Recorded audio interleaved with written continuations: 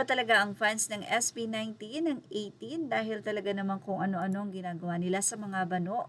Mula sa Facebook post ni AI Frenzy, It's Morphin Time, kanino bagay. Ibinahagi niya nga ang SB19 na nakasuot ng Super Power or Power Rangers costume na makikita na mukhang syempre ipinatong lang naman yung kanilang mga ulo, pero kung talagang isusuot sa kanila ang ganitong costume, siguradong bagay na bagay sa limang bano or sa mahalima kung tawagin nga ng mga fans. Pero kung kayo ang tatanungin, kanino nga ba talaga bagay? Mukhang lahat naman talaga ay fit sa kanila. Isang SB19 sa may mga napaka-passionista, especially sa kanilang mga event or concert.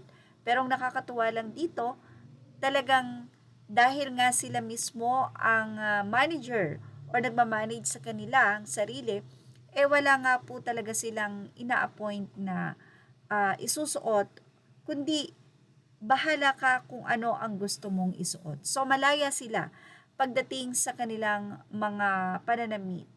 Nakakatuwa lang na ang mga 18 talaga namang kung ano-ano ang ginagawa sa kanila at ipinapakita na kahit anong suot ng SB19 ay lulutang at lulutang ang kagwapuhan ng mahalima.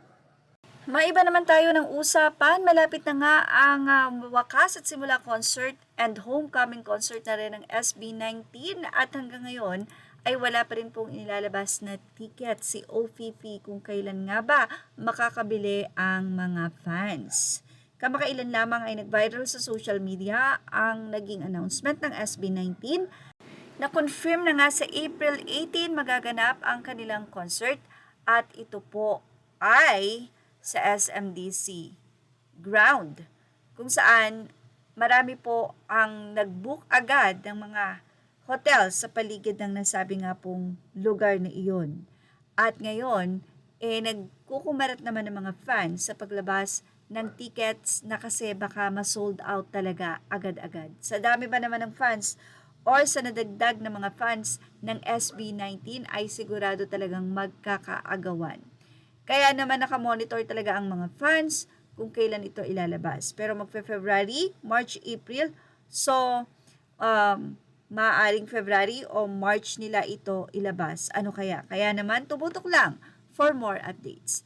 At yan ang ating Showbiz Top Update. Images are all credit to the rightful owners. Please like, share, and subscribe. Thank you for watching Showbiz Top.